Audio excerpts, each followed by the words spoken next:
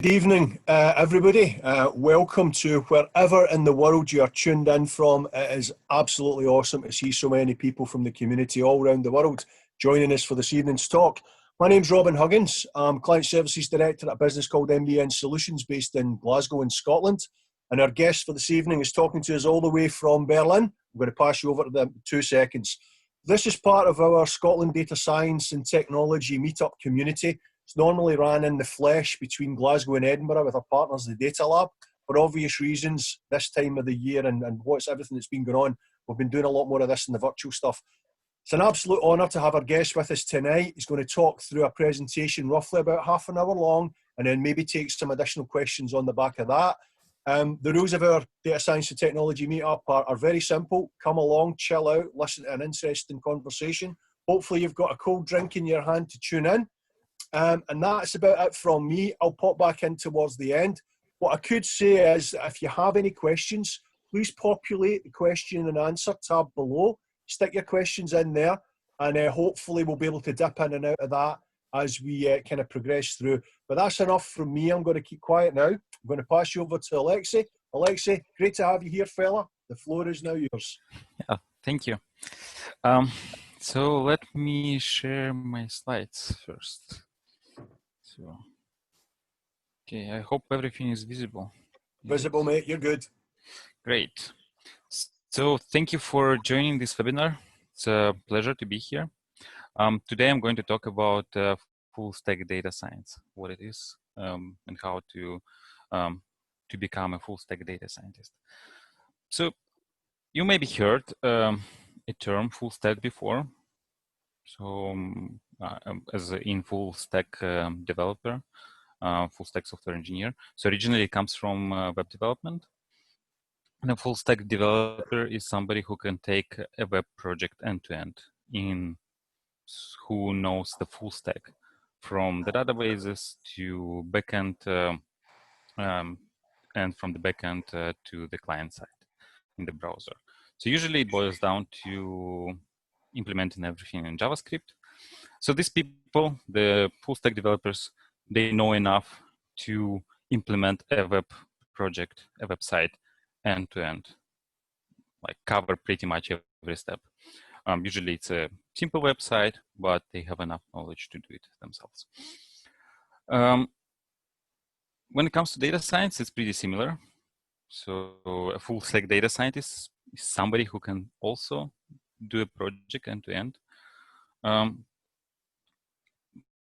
And this is something we'll talk about in this webinar. A little bit about me. So my name is Alexey. I'm originally, I've been doing software development for 10 years. And last 6 years, I have focused on machine learning systems. Originally, I started my career as a Java developer. But then at some point, I realized that I'm more interested in machine learning and switched my focus to data science and machine learning. Many people have called me a full stack data science scientist because of that, because of my background in software engineering and then my knowledge of machine learning. So I want to share my perspective, what I think about this term, whether it's a valuable term, whether we should use it, if it's useful for us to know what is this role and if we should somehow try to become one. So the plan for today is, since I mentioned that a full stack data scientist is somebody who can cover the end-to-end process. So first we'll talk about the process. What is it? So what are the steps that that need to happen for a project? And typically it's not just one person, it's a team. Like it's many people, and we'll talk about what these people do and how they contribute to the success of a project. And then after that, we'll talk about this unicorn, full stack data scientist, and how they can do this end-to-end process. And finally, we'll talk about how to become one and if it's even possible. When you hear a term data science, most people think about data science competitions like Kaggle. Kaggle is a platform where companies host competitions. So they come up with a problem They come up with a data set, and then they ask the community to take part and train a model, to create as good model as possible. So, and there is a leaderboard and people compete against each other. So typically there is some data in a CSV format, and then people use usual tools like scikit-learn, XGBoost, TensorFlow. They train the model, they compete against each other. Of course, in reality, it's just one part of a data science project, and this is the modeling part. So this is the part where we get the data that is already prepared and train a model.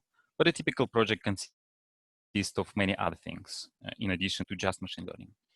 On this diagram, you see a framework called CRISP-DM. So this stands for Cross-Industry Standard Process for Data Mining, which is basically a framework for organizing data science projects, machine learning projects. And it describes how we should approach solving a machine learning problem, what are the steps, in which sequence we need to execute them. So let's have a closer look at this. First, we start with, like the first step is business understanding. At this step, we need to get some idea what is the problem we are trying to solve. And then we collect some requirements. We try to phrase these requirements in some technical terms. And then we need to decide if we want to solve this problem or not. If we decide that we want to solve it, we also need to think if we should solve it with machine learning or not. If machine learning is the right tool, then we come up with a goal. Let's say if we develop a spam detection system, we say, okay, we want to have a model that detects spam with accuracy of 80% or whatever. So we have a way of measuring if we achieved a goal or not. And then we decide to go with this. Then we go to the next step, which is about understanding the data we already have in the organization. So we just look at what we have and try to make sense of this data and see if we need anything else in addition to the data we already have. Whether maybe we need to collect more data, maybe we need to buy some data. So basically, we just try to understand what data is there. It can also happen that we realize that some data is missing, so we can go to the first step, redefine our problem. Or if data is there, we go to the next step, which is data preparation. And at this step, we get the data that we have, and we transform it in a form that we can put inside a machine learning model. So then the next step, training the model. This is where the data science actually happens, like all the machine learning. So the goal of this step is train as good model as possible. So we try multiple models and then we come up with the best one. Of course, we sometimes need to create a new feature. Then we go to the previous step and we calculate this feature. Then at the end, we have a great model, the best possible, and then we go to evaluation step. So the goal of this step is measure how this model does when applied to real users. So this is, we can do something like A/B tests or something like this. And then we see if model achieved our goal. So we look at the goal we initially set and we try to do a retrospective, what was good, what was bad. And we think, okay, did we achieve the goal? And then we decide if we didn't achieve the goal, maybe it was too ambitious, we go to the business understanding step again, and we try to come up with a different goal. Or if the thing is, if the model is good enough, we deploy our model. And at this point, the model is serving real customers. So this step is more like engineering step. So here we care about reliability, maintainability, availability, all these things that are important for production systems. So that's the process. It's fairly simple, just 6 steps, and it pretty much describes how you can go around solving a machine learning problem. It's clear that like each of these steps is quite difficult, so we need a team to do this. It's not just one person. We need many people with different responsibilities, different skills to solve this problem. So let's talk about the roles. So we talked about the process, and now we can talk about the people who in the team who solve these problems.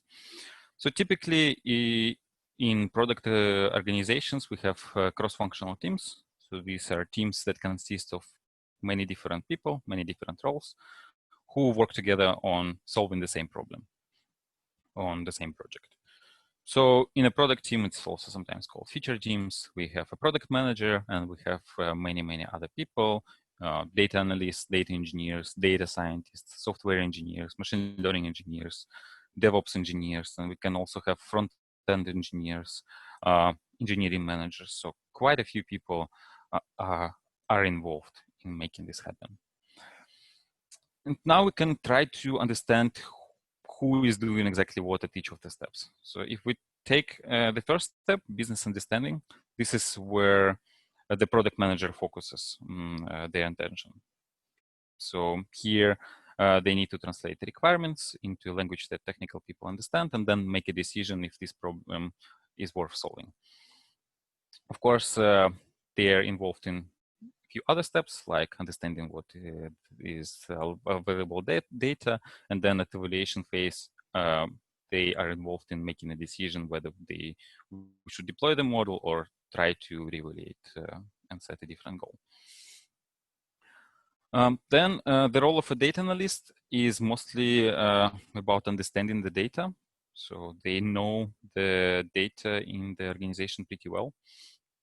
But they also help in other areas like coming up with the numbers for the goal to make sense, analyzing the problem to what extent it happens. So they can say, okay, this problem affects only 1.1% users of the users, maybe it's not worth solving it. But they are also involved in, they can also be involved in preparing data set and then maybe training a simple model. Then when it comes to data preparation, this is the focus area of a data engineer. So this is where they spend most of the time. And they need to get the data and somehow translate it in a way that can be used in machine learning models. So typically it involves getting data from one source, converting it and saving it in some other data source. Modeling is the area for the data scientists. Of course, we talked about this, but as we see that data scientists can be involved in other steps as well. So for example, for the business understanding, that they can say if it's worth solving the problem with machine learning, or maybe we don't need machine learning at all. Or for the data understanding step, if we need like what kind of data we need. Is it enough data? Maybe we need more data. In the data preparation step, often they can create simple features themselves. And of course, they are involved in evaluation, like trying to make sense of the results and helping with the deployment phase as well. And then finally, when it comes to deployment, it's the area where engineers like software engineers or machine learning engineers work. They make sure that the system is stable, reliable, maintainable, all that. And all this team, all these people work together as a team on solving the same problem. So they all work together. You probably noticed that for a data scientist, they probably have quite a lot on their plate. So like in addition to the main circle for modeling, they're also to some extent involved in all the other steps. It's not a coincidence because actually, if we think about this, this is a machine learning project, right? So that's why data scientists as machine learning experts need to be involved in all the steps. But the degree of involvement is like it can be different. And now we come to this full stack data scientist. So we now know the roles, we now know the process, and we saw that a data scientist needs to be involved in pretty much all the steps. But to what extent and who we can call full stack data scientist and who not. I took the same diagram, CrisDM, just rearranged it slightly to make it easier visually. So now it's sequential, not a circle. And as we discussed previously, the main focus is modeling, training the models, right? But all the other areas, they also need to be involved to some extent. So what I want to say is my main message is the core area is modeling, And this is not a full stack data scientist. But a full stack data scientist is somebody who is involved in the whole cycle, starting from business understanding, then they get involved in data preparation, then of course they train a model, and then they take care of deploying this model. Of course, you can say, and you probably think about this, that this is too much for a single person to be involved in so many steps. Because at the end, we need a team for this, for a reason, right? So it's not so simple to get involved in all that. But what I can say, and what I want to argue, is it's not true. So this person, a full stack data scientist, can actually exist. And what is more, it can be you. You can also be a full stack data scientist and get involved into all these steps. It's not as difficult as it seems. So let's take a step back and think about the core data science role. So what are the core responsibilities of a data scientist? So let's say it's a usual data scientist, not yet a full stack data scientist. So if we think about a data scientist, the usual work that they need to do is they need to get some data from some database. They need to extract it using SQL. Then they need to clean it using Python, pandas, and convert it in a form that can be fed into a machine learning model. And many people say this is the most of the time where data scientists spend their time, right, in doing this cleaning using Python, pandas, and so on. Once the data is prepared, we do modeling using scikit-learn or some other tool, some other library. And then finally, we put this model in a simple web service and package everything in a Docker container. So in Germany, this describes pretty much every data science job. So maybe in some other countries it's different, but this is what I often see in Berlin. So a data scientist role typically involves at least 80% of the jobs, they involve these kind of activities. And these are direct responsibilities of a data scientist. But what I think is stepping out of these direct responsibilities helps a lot for a data science career. So as somebody coming from software engineering background, I can confirm that it helps. So I was a Java developer, and then I decided to switch to data science. And on my first job, often I needed to create a feature or deploy a model. And then the engineers who would otherwise do this, they're pretty busy doing their things because they often have their own priorities. They need to work on more urgent things. But instead of waiting for them, I could do these things myself. I didn't have to wait. And this allowed me to move faster. I also have a friend who used to think that development is boring. And he has a point, right? It's often not the most glorious work. It's not innovative. It's mostly about taking a few libraries, a few packages, and trying to make them work together. So you try different things until it works, right? It's not the most, not always the most interesting work, right? But once he was alone. There was nobody to help him. So there were no data engineers, no software engineers, because they were busy doing other stuff, working on other projects. So he was basically alone. But he needed to show value that his model is useful. So he had to implement everything himself.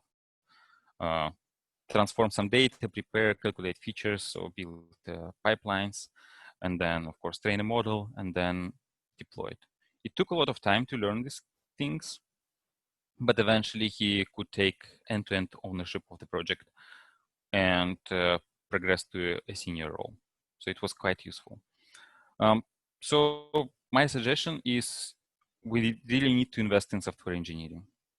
It helps us be more independent, move faster, and be more valuable. And it helps our career. But this was hard skills, like software engineering, and then maybe the core data science is also a hard skill. But to call ourselves full stack data scientists, just having these hard skills is not enough. Often we also need to have some soft skills. So for example, we need to be a bit better in product management, develop domain expertise, invest in data analysis, in communication. So it really helps for a data scientist to have these skills as well. I had once a task of developing a model for generating titles. And it was very exciting. So imagine you have an article, and from this article, you need to somehow generate a title for this article. I got very excited. And at that time, we had a powerful deep learning machine in the company where I worked with 2 great GPUs. So I was very excited and really wanted to try the latest deep learning models and see how they work. And I spent approximately 2 months doing this. And at the end, this wasn't like the titles that we had, like they were funny, but they weren't really useful. So it wasn't something we could put in product in a customer-facing application. But then, thinking about this, we realized that for the customer, it wasn't important. And just a title generated from a template would be sufficient. And instead of wasting 2 months on working on this project, we should have just asked that from the very beginning, try to understand the problem, figure out what the actually customer needed. And instead of wasting 2 months on playing with these great tools, solve the problem with something maybe less funny, but more useful for the customer. What we should do to be more valuable is clarify the requirements from the very beginning. And of course, when you have a hammer, everything looks like a nail, but we should talk to the stakeholders, ask why, and try to better understand the problem. And that will help us to become full stack data scientists. But probably I'm telling you this and you think, okay, we need to learn product management, data analysis, data engineering, backend engineering, DevOps, all these things. We need an entire team for that, right? And how can this entire team fit in one head? It's not simply possible, right? Just too much. So let's see how to actually do this, and even if it's possible at all. So we already talked about the process, and we said that the full stack data scientist is somebody who can take end-to-end ownership. But it's not clear how to actually do this because there are so many things we can do. So how do we go about becoming a full stack data scientist? So in this picture, I have a learning curve. So you probably know when you train a model, so it shows the dependency between the accuracy of this model and the amount of data we use to train this model. The more data we have, the more accurate the model is, right? But the thing is, we don't need a lot of data to have a good model, and but to have a great model, we need to have a lot of data. And once we have a good model, we can add more data, but we have like diminishing returns because it doesn't give us the same boost in accuracy as at the beginning. So it's slowly converging.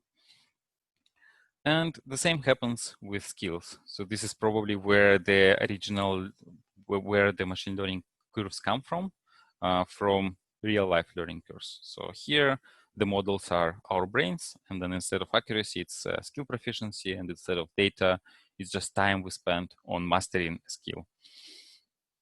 And to be great, to be an expert, we need to spend a lot of time mastering a skill. We need to spend 10,000 hours, right, to be an expert in something.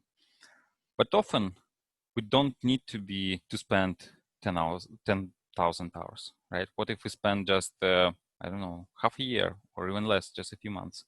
We can be quite good already at doing whatever. And then we can spend even less and still have okay proficiency. And when I say okay, what I mean is imagine we are getting a skill, and okay proficiency would be a level at which you can use the skill mostly independently, but sometimes you need help. You need supervision sometimes. You need to ask somebody more experienced to help and teach you how to apply the skill. But then you become good at something, and then you can use the skill independently. You don't need any help anymore. And then you do this more and more and more often, and then you become an expert. And at this point, you can teach others how to use the skill, and you're proficient at this. And the main message I want to say is we don't need to be experts in everything. As a full stack data scientist, we don't need to be experts in product management. We don't need to be experts in data engineering and in backend engineering. We just need to have sufficiently good skills in these areas. Maybe you saw this diagram, so we can visually arrange this. So this, for example, let's say we have 5 core skills, core areas that we need for a data science project. So these are project management, data engineering, machine learning, backend engineering, and DevOps. And we can put the degree, like how good we are at this skill, in these sort of swimming lines. So when I was a Java developer a while ago, my profile probably looked like that. So I knew a bit of data engineering because I knew how to move the data from one database to another and transform it. And then I could build web services using Java. And then at some point, I watched a course on Coursera from Stanford, from Andrew Ng. And then I developed a bit of expertise in machine learning because I watched this course, I watched other courses. I got a feeling what machine learning was about. So I already knew what it is. And then I decided, okay, I want to invest more time in machine learning, want to master the skill. And eventually in 5 years, I became quite good at this, right? So this depth of the area, it grew, so it became bigger. Of course, when working on machine learning, I needed to work more with data, access it, create features. So my data engineering skills also improved.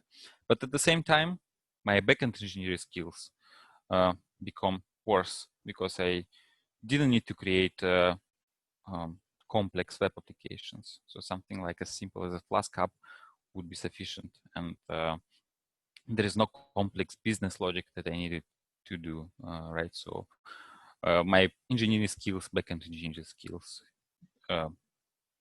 became worse.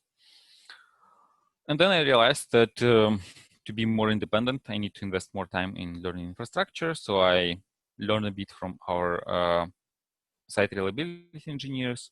They told me how to do this, how to use the tools we have in our company. And then I understood that product management is also an important area to focus on, to always ask why and do things like this, because my own experience showed me that it's important to be involved in a project end to end. And of course, right now, because I learned all this DevOps, product management, data engineering, my machine learning became a bit worse. And this is me now, right? So I can do a bunch of things. My core expertise area is still machine learning, but I can do an okay job in other areas.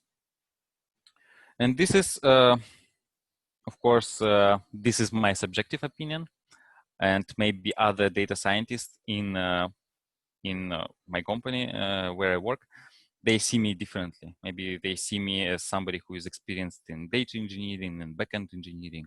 I don't get to do much machine learning, so maybe they see it something like this. On the other hand, engineers probably when they see my code, they think something like this. So I'm good at machine learning, but when they look at my code, they don't like it. So of course it differs. But the point is, what we should try to do is have an area where we are experts in our case for full stack data scientists, this is machine learning, but we also should be sufficiently good in other areas. And this is called a T-shaped profile. And it applies to pretty much everything. So if we take machine learning, for example, then in machine learning, we have classical machine learning, we have deep learning, we have time series, we have many things, right? And then again, we don't have to be experts in everything. We don't have to be experts in Bayesian inference, right? But having a bit of exposure to this helps. But there should be one area, for example, classical machine learning or deep learning, or I don't know, where we should be quite good. This is all good, right? So the idea is clear. So we don't need to invest a lot of time. We just need to learn a bit to be good. But then we have a question. How do we identify the areas where we need to put our effort in? So how can we make sure that the things we do actually make us good at a skill? And then you probably heard about this 80-20 rule, the Pareto rule, which says basically that 80% of the results comes from the 20% of the effort. But the challenge with this rule is to identify this 20%, right? So how do you spend time in such a way that it gives the most outcome? And one of the things that you can do for this is prioritization. This is something I learned from product managers.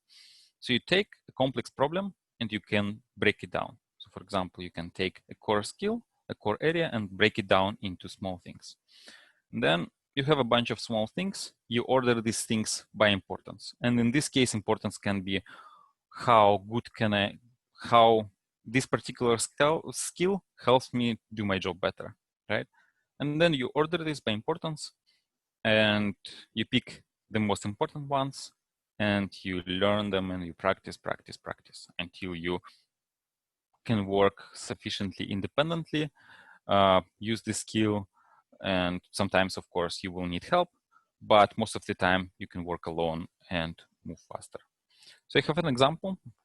So imagine a product management. This is a pretty wide area of many skills. So for example, a product manager is involved in the product strategy, in learning the market, understanding what kind of problems customers have, and then they are involved in designing the problem, designing the solution for this problem, trying to figure out what helps to solve the problem, basically shaping the product. And then there is a product development phase. It's about communicating with stakeholders, planning how the team spends their time, showing, like trying to prioritize, show what is important, what is less important. And then also the final step is when you have a product that is more or less ready, you evaluate it on real users and see how they use it, right?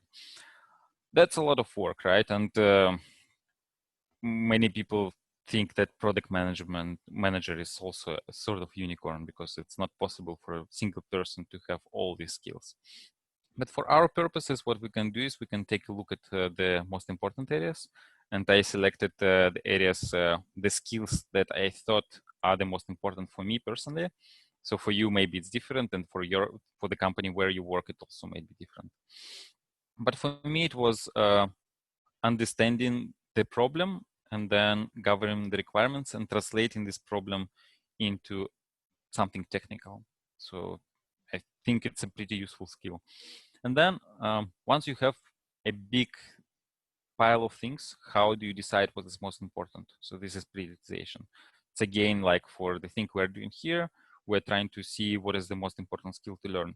And the same at work. We need to pick the most important task, the task that will give most of the impact. And then during development, we need to talk to many people, get input from them. This is what is called stakeholder management. So I think these three things are pretty important in our job. And I try to invest time into learning these skills. So for example, for the projects where I worked, I asked my product manager to help me and take more responsibility. For example, instead of him reaching out to stakeholders, it was me talking to them on the project where I was that I worked on. Then for data engineering, so data engineers, they need to move data around from one storage to another with stream processing, batch processing, things like this. And then they somehow need to create data pipelines, somehow link these jobs together. So it's also many different areas. One would need to spend many years trying to learn all this. But for this, and these are specific technologies that were used in the company where I worked. So this was MySQL, AWS, Spark, and Airflow. So Spark was for batch processing, Kinesis was for stream processing, and Airflow was for orchestrating all these things. And of course, at your company, these things again can be different. But what the important thing is you need to learn what is really needed to be better at your job. So if the company where you work uses instead of AWS, Google Cloud, it makes sense, of course, to invest more time in this platform and learn how to do basic things like create data pipelines there. When it comes to backend engineering, it's again similar to the previous, to data engineering, maybe with less focus on creating data pipelines, but with more focus on web services. Of course, like there are things like computer science fundamentals, languages and frameworks, best practices that equally apply to data engineering. They are important for both the engineering roles. And from this, the most important things are Python, Docker, creating tests, so making sure you have both integration tests and unit tests, and the code is clean and understandable by others. And then finally, DevOps. It's like not just putting your model in a Docker container is not always enough. We also need to somehow serve it, have infrastructure that scales. And for DevOps, usually it's like a special role in a team that takes care of provisioning all this infrastructure, automating things like CI/CD, like continuous integration, continuous delivery, then things like infrastructure as code, like Terraform, automation, monitoring, make sure that our model is healthy, it serves the customers, there are no timeout, and everything is reliable and available. And from this, the core things I needed were knowing in our case, it's AWS that we use for provisioning all this infrastructure. Like this is where our system lives, and knowing the way around it, knowing what are the services there was pretty useful. And then for deploying the models and pretty much everything else, we use Kubernetes. So it made sense to get familiar with how to use it on a simple things like how to, let's say you have a simple Flask app, what's next? How to actually put it in production, how to make sure it scales up and down and can serve the customers. And finally, this Terraform is something for provisioning infrastructure, like creating things like all the things from AWS, like creating Kinesis stream, creating queues, always. And at OLX where I work, this is often the bottleneck. So this is often the,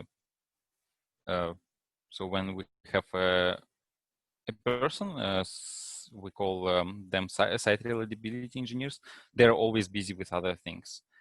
And they also take care of these things. And by learning from them and then doing these things, we help ourselves, we move faster, but we also free them to do other more important things. And that's almost all of the presentation. So we covered the process. It was a crisp DM in our case. We mapped all the roles in the team to the steps in this process. Then we looked at the full stack data scientist and so that a full stack data scientist is somebody who is involved in the whole process. It's indeed a jack of all trades, but it's not necessarily a master of none. And it's possible to become a full stack if we think strategically about this. And then the main takeaways from this presentation is, as a data scientist, even if you're not a full stack data scientist yet, you can become one by trying to cover the whole machine learning project lifecycle, from the beginning, from the step where you gather requirements, to model training, to the final step of deploying the models.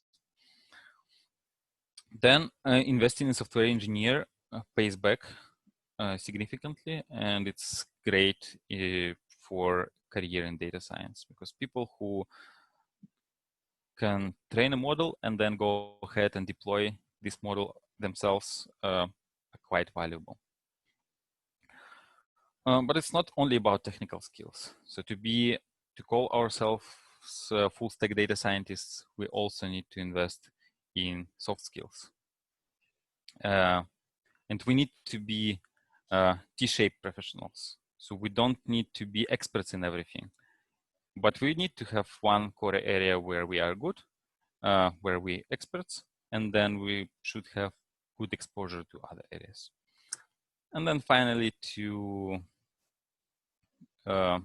get exposure in these other areas, we need to focus on what matters, what brings most of the value. These are the main takeaways from this talk. I hope it's helpful. And I have just a few slides before we can go to the Q&A section. Just want to say that the company where I work, Alexey Group, we have some open positions across the globe.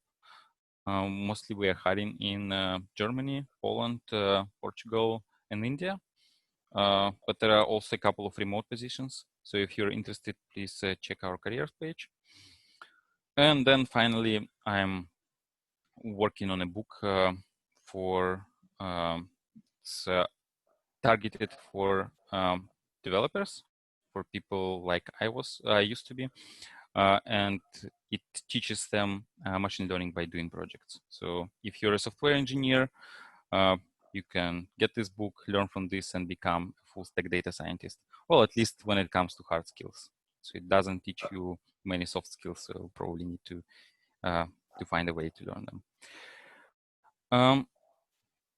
If you like this presentation, you can follow me on social media, on LinkedIn and Twitter. And if you have any questions, so perhaps, I don't know if I'll have enough time to answer all your questions, but if there are some questions left without answers, I'll be happy to follow up and to answer all the questions on Twitter or LinkedIn. And I think this is all from my side. Now, I'm happy to answer the questions. Okay, fantastic, Alexey. Thank you so very much. There have been quite a few questions coming in. And if you just want to jump into can you see the question and answer panel from your side, Alexey? Not yet. So okay, let me, oops. Kick off with the first one, and I can just read them out to you. So this one's from an anonymous attendee. Do I need to take a calculus course to start deep learning? Okay, yeah. For deep learning, it depends on the goal. So if your goal is to be able to use deep learning to solve an actual problem, then you don't need to take any calculus. So there are libraries that hide all the complexity behind nice abstractions, things like TensorFlow, Keras, and what you need is practice, a lot of practice. Just find a problem and try to solve it. And most of the time, it's just a bunch of tricks that, a bunch of steps that you need to follow to solve your problem. So maybe find a tutorial, try to follow the tutorial, and solve your problem. And then at some point, maybe you'll have no clue what's going on. And then this is the right moment to actually dig deeper and figure out what's going on and learn the theory. Get, for example, the deep learning book and try to figure out what's going on there in details. But as a beginner, I would advise against jumping into calculus. So first think about the problem and then solve it in the simplest way possible. And often it involves no calculus whatsoever. Okay, a couple of questions linked here from Nicoletta. First one is there any specific order in the construction of knowledge that I need in order to switch from a data analyst position to a data scientist role?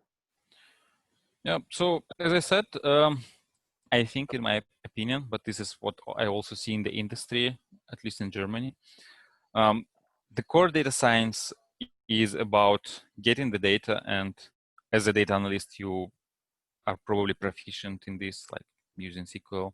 But then once you got a data, like a data set, you need to transform it using things like Python, Pandas, in order to feed into a model. And so that's one thing, like Python and Pandas. And then once you have the data set in the right form, you put it inside a model. And then for that, you need to learn things like scikit-learn, TensorFlow, XGBoost, things like this. So these are the libraries for training models. And then creating a simple web service from that is also something that many data scientists do. So it will help you, I think, to be able to do that as well. And actually, this is something as a data analyst you can pick from the book, from the machine learning bootcamp book that I mentioned previously, because it focuses on these core skills. And I think as a data analyst, you probably have a bit of exposure to coding already, so it should be good for you to start your career in data science. And of course, there are many other free resources. For example, in this machine learning course from Coursera, from Stanford, it's a great resource, and I suggest to take a look at this as well. Okay. A question here from James Gray. How are you doing, James? On data science projects, do you have formal stages where you report back to the business on progress? Oh, it depends on the company, I think. But typically there is. So in some organizations like OLX, we have OKRs. So OKRs are organization-wide goals. Like each team has their own goals. And then let's say if we want to develop a project, let's say for spam prediction, we say that objective is to fight spam, and key result is our spam detector is 90% accurate, right? And then we spend a quarter working on this. And then at the end of the quarter, we present the result of our team and saying, okay, we were pretty ambitious. We couldn't achieve 90% accuracy, but we could achieve 70% of accuracy, for example, like this. In other organizations, it can be different. It really depends. But often there is a stage where you show the results also to people who are decision makers. Can be a product manager, it can be somebody higher, and then they look at these numbers and then they make a decision, okay, we should go live with this. And I take it that your point from earlier about the importance of developing those softer skills. Yes, exactly. Point, yeah, because you especially have presentation skills, yeah. And trying to convey, like especially explaining the model in simplest possible terms. This is also pretty useful. Okay. A question here from Simon. What are the pros and cons to having full stack employees or to be a full stack person versus specialisms? Well, it again depends on the company. So when I worked at a startup, in startup, there are so many tasks and so few people. And naturally, people become generalists. So because they need to be involved in pretty much everything. So when I worked at the startup as a data scientist, I needed to do everything. So I needed to set up a platform for training, like for collecting data sets, for transforming data, for training machine learning models. It was a lot in addition to my core job responsibilities of just training these models. But when in bigger organizations where the process are already established, so the platform for doing these ML experiments is already there, then people can specialize in some areas. But I still think in larger organizations, it's still useful to be a full stack employee, because you're not limited to one area. You can go to other areas where you can also bring value. But of course, like every organization is probably different, and then also the structure of the organization imposes some constraints. So the answer is it depends. Okay, another one here from an anonymous person. When a deployed model is no longer performing well in evaluation, who's responsible for updating the model? Is that the scientist or the analyst? Also, will a deploy model be evaluated periodically? Well, it depends again. Ideally, yes. All right, because when we deploy a model, we want to make sure it performs well all the time. In some cases, for example, right now there is a global pandemic and many things changed. The way people behave on the internet changed, right? And the models we had a year ago all of a sudden became quite useless because the patterns are different. Now people spend more time at home, they move less, right? And of course, this basically renders our machine learning models useless because they're used to different kind of data distributions. And of course, being able to spot things like that and retrain models is pretty useful, but it also depends on the maturity of the organization. So for example, in a small startup, maybe they don't have uh, enough people to actually to build this thing. But it's a useful thing to have. And it's a responsibility for, I think, data scientists or data analysts, again, depends on how the processes are organized. So for example, if the model is, so if there is a way for a data analyst to access the result or the performance results of the model, then it can be a data analyst, or it can be even a script that just says, hey, something is suspicious, please have a look. Okay. Question here from Simon. Are low code, no code, and citizen developer tools credible? Yeah, I think so. So especially when it comes to machine learning projects are pretty complex usually because they involve many parts. Like we need to collect the data, we need to train a model, then we need to deploy this model, we need to make sure that our model is up to date, like in this question previously, that it doesn't become stale. Right? It's pretty difficult. And sometimes you can test something without going through this complex process.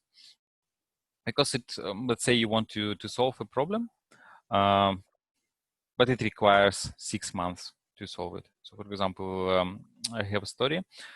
We wanted to create a model that says if a picture is good or not. So let's imagine you are selling a car. And if you want to create an ad, a listing on a website with online classifieds, you want this car to look good, right? But not many sellers realize this. And sometimes pictures are pretty bad. And OLX is a company like it's online classifieds, and we want sellers be successful, right?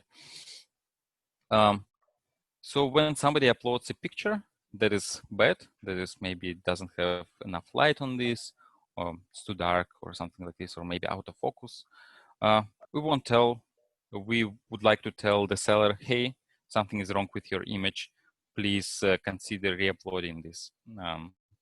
Create a new image, and here is the set of instructions for doing this. In this case, you can follow, you can create a machine learning model, spend a lot of time building all this infrastructure, and after 6 months, maybe have first result, right? So this is a lot of effort. But on the other hand, you can just first evaluate this problem. Just sit there, evaluate this manually, and decide that this problem is worth solving, or maybe this problem is not worth solving. And then you spend just a few days doing manual work instead of wasting 6 months and coming to the same conclusion. So this was about manual work, and these tools like low code or no code, they also help to test, to prototype some ideas and to validate these ideas quite quickly without investing a lot of resources into this. So I think they are pretty credible for their purpose, but I wouldn't say they are long-term solutions. So you can build a prototype, test it on real users, see how they react, if it solves their problem. If it does solve, then you invest time into building a proper solution. And in case of machine learning, building proper model, building proper infrastructure, only after you confirm that this problem is indeed valid and customers suffer from this problem. So I think it's these tools are quite credible. Okay. Do you have time to maybe do one or two more questions, Alexey? Yes. Yes. Yeah, we'll do a couple. We'll just take them in the order they've came in. This was from Bob. Just as it's not trivial to decide when a model is good enough, it's very hard now to not spend too much time chasing new technology or algorithms or packages. Do you have any better techniques than time boxing for this? Well, time boxing in my experience works the best. So when you don't have enough time, you focus on the most important things. And that helps not to chase the latest shiny thing. Other thing I think I found useful personally is focusing on the problem, not on the solution. Like in the case with title generation that I told you, like when you have a hammer, everything looks like a nail. So when you have a powerful machine with 2 GPUs, you want to use deep learning to solve everything, right? But think about the customer. What are their problems? And think about the easiest way to solve these problems. And I think it really helps. So then you have your iterations shorter. You just have a good enough model in short amount of time. You test this model on users. You get feedback from them. If you see that feedback is positive, you invest more time into making this model more useful. So think about the problem. Okay. Callum, what practical steps in preparation did you do to switch from being a Java developer to your first data science role beyond the Coursera course that you mentioned? Mm-hmm. Yeah, so for me, so in addition to Coursera, I took a couple of more courses. But then I realized that I wanted to do a master's in business intelligence. So for me, the answer would be to get a master's. But in the like in retrospective, I don't think this was a wise decision to actually spend 2 years in getting a master's, because I think what matters is practical hands-on skills. And for me, from this master's, the most useful thing was the master thesis that I did. And the master thesis was about solving some real problem using the tools, and only 6 months. And I think this is the most valuable thing. So instead of spending 2 years, what I should have done instead is build pet projects. And I think I would have learned all these skills a lot faster. If you don't have ideas for a pet project, Kaggle is a good website where you can get a lot of inspiration and also take part in competitions and learn the skills that you need to actually transition from a software engineer to a data scientist.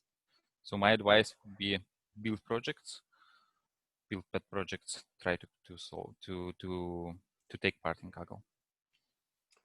And I'm going to wrap the last kind of two questions up together. From Alex, we've got, what do you think of R for data science? But Pedro asks, what resources would you recommend in terms of improving software engineering skills for professionals that are proficient in the traditional data science languages, such as Python and R? So firstly, what are your thoughts on R or Python to that extent for data science? But then what resources would you recommend for improving those development skills that you mentioned, if somebody's got a handle on Python and R for data science? Yeah, so when it comes to R, for me, it was actually my first language for machine learning. But with R, there is a problem that it's more like a research-oriented language. So you play with the data, you get some insights, you train a model, but it's not so easy to take the results and deploy it as a service.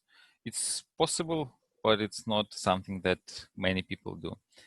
And Python as a more generic language. It allows you to, in addition to doing data science, also bring models easier to production. So my opinion of R, it has its use, but for product development, I think Python is more popular, and the reason is because it's so general.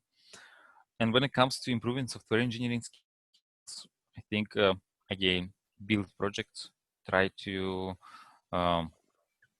focus on one skill at a time.